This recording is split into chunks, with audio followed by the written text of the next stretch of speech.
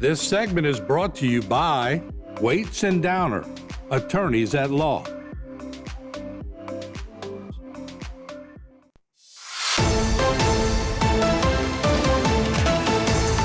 Everybody, welcome back into Bayou Time. Harry McCullough here. It's time to check in with the Assumption Parish Sheriff's Office, and for that, it's Commander Lonnie Cavalier. Lonnie, how you doing, man? Got a couple of cases this week. One, unfortunately, I know you guys are not happy about that, but one involved somebody on your local staff, huh? Yes, Allie Gant, 27 of 306 Telegraph Street, Napoleonville, was arrested on multiple felony charges arising from his employment as a corrections officer at the Assumption Parish Detention Facility. On Thursday, May 8, 2025, investigators received information indicating that inmates in a particular block of the detention facility may be in the possession of contraband. The Narcotics and Corrections Divisions initiated an investigation and determined that the contraband was introduced into the facility by a corrections officer now identified as Allie Gant. Investigators interviewed Allie Gant on Monday. And based upon that interview and other evidence secured during the investigation, Allie Gant was arrested and booked into the Assumption Parish Detention Center on Monday on charges of taking contraband to and from a penal institution and malfeasance in office. Allie Gant remains incarcerated pending a bond hearing. The drug in which was introduced was actually synthetic marijuana.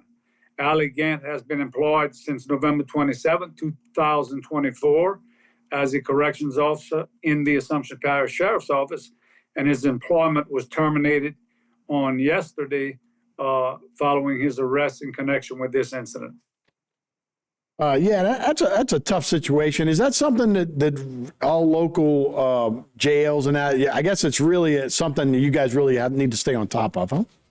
Yeah, we do our best to stay on top of it, and sometimes you do have to police your own. And the sheriff is very, very aggressive in these types of situations because, once your facility gets out of control, then you really got trouble. So we do our best to stay on top of these things and everything from sweeping cells to drug testing. So yeah, we do a lot to try to prevent it. Yeah, I would imagine so. The second case involved a felony burglary. Excuse me. Yes, Renee Stark Sr., 55 of 201 Arsamont Street, Napoleonville, was arrested on felony burglary charges arising from an incident which occurred on May the 8th at a residence in the 300 block of Jefferson Street in Napoleonville. On May 9th, 2025, deputies responded to a complaint of a residential burglary. Deputies made contact with the complainant, who advised that in the early morning hours of May 8th, 2025, an individual now identified as Renee Stark Sr. entered the complainant's home without permission. Once inside, the suspect allegedly stole $300 in cash and a cell phone. Renee Stark Sr. then left the victim's home. At the conclusion of the investigation, deputies filed arrest warrants against Renee Stark Sr. He was booked into the Assumption Parish Jail on Saturday on charges of simple burglary of an inhabited dwelling and theft.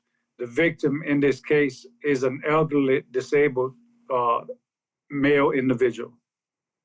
Yeah, that's also tough to understand and tough, one of your worst nightmares than anybody in your house. Let's change notes a little bit. This week will be the National Police Week, and Assumption Parish obviously wants to pay tribute to those folks as well. Yeah, Sheriff Falcon put out a statement on yesterday and recognizing the National Police Week all over the country, but special kudos to his department. We have some good individuals. We are limited on our resources, and the sheriff manages it well. And we have some very, very good people that work for us in every division. And he wanted to make sure they were recognized. It is an important week every year, and we took note of it on yesterday. Yeah, we also want to, extend our thank you for their service as well. When you talk about a career in law enforcement right now, has the tide changed a little bit over the last 4 years? From where we had those uprisings. It seemed like 2020 was a tough time, but it seems like maybe we're reversing a trend there, where people are accepting and happier and think more about the police now? Well, we're settling in well here since the 2016 incidents and up and around the Baton Rouge area. But the sheriff has done a lot to recruit. He's done a lot to keep good people. Did a tremendous job in raising pay to a level that's competitive. We have a lot of overtime opportunities for people. So, quite in contrast to what it was years ago, we do everything we can to allow our people to be able to work one job. Yeah, and that's so important, and we certainly appreciate everybody's effort when it comes to that. It's such an important part of what we do, and morale, and I think that's what you're saying too. You'd love to be able to just stay in Napoleonville and work and have a great career and not have to go somewhere else. So that's important to get those pay levels up. Huh? Yeah, now, we've come through, I've been here upwards of 40 years. The sheriff's been in it 40 years, and we have several employees that, we made do because that this is our career. We love our career, love what we do. And now, we are able now to be able to fund our deputy salaries and benefits in a way that can be somewhat competitive with surrounding areas. All right. Well, Lonnie Cavalier, thank you so much. Thank you for your service and enjoy the National Police Week. We appreciate your time. Thanks for having us. All right. We'll be right back with more Bayou Time right after this.